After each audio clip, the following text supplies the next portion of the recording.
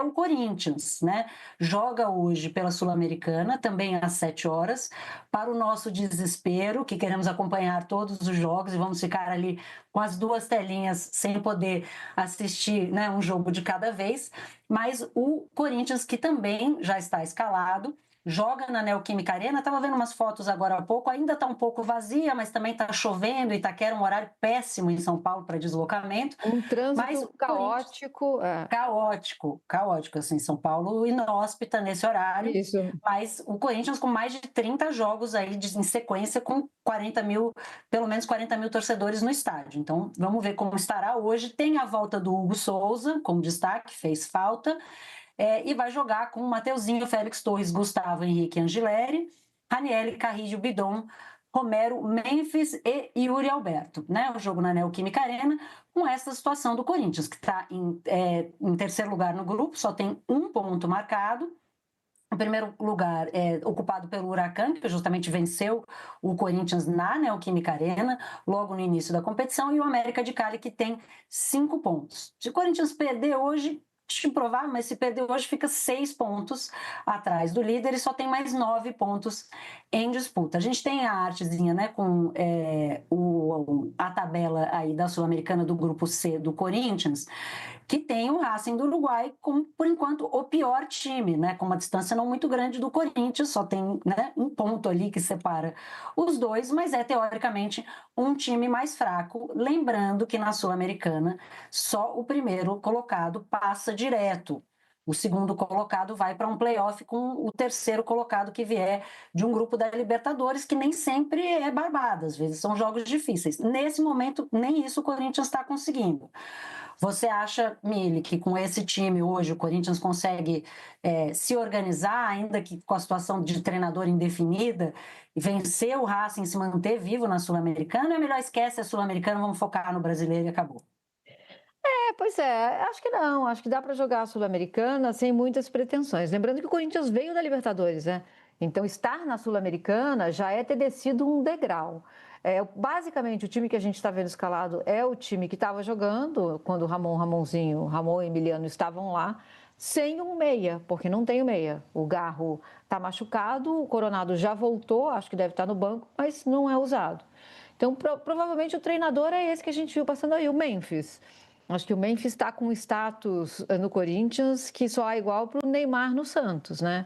Ele está sugerindo o nome de treinador e ele que praticamente, assim, despediu o Ramon e o Emiliano.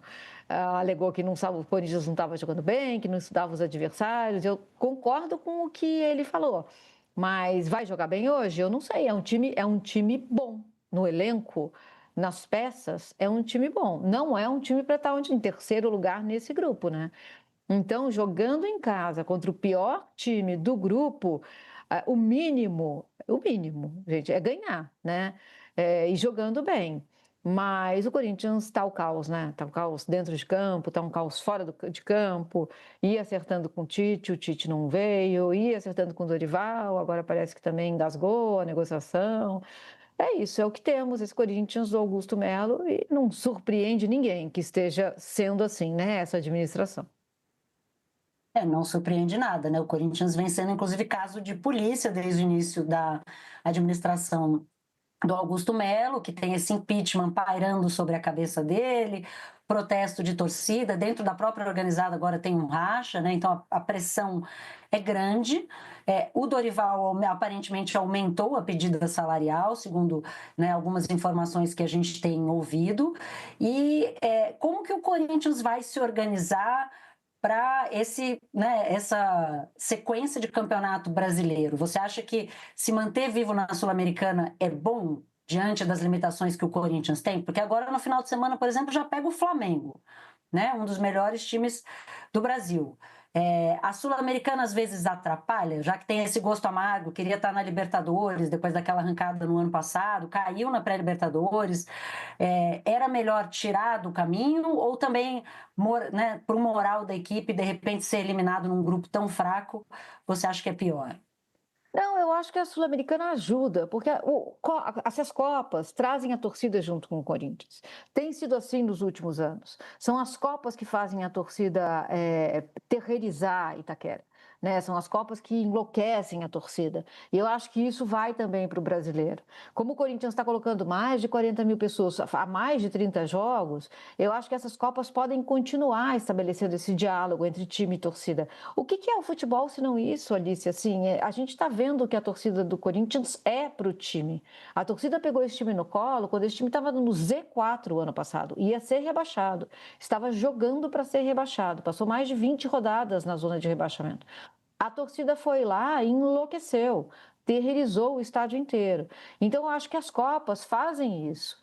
A questão é que também, quando o time vem, ninguém fala, é a torcida que está fazendo isso. A torcida não ganha jogo, dizem, né?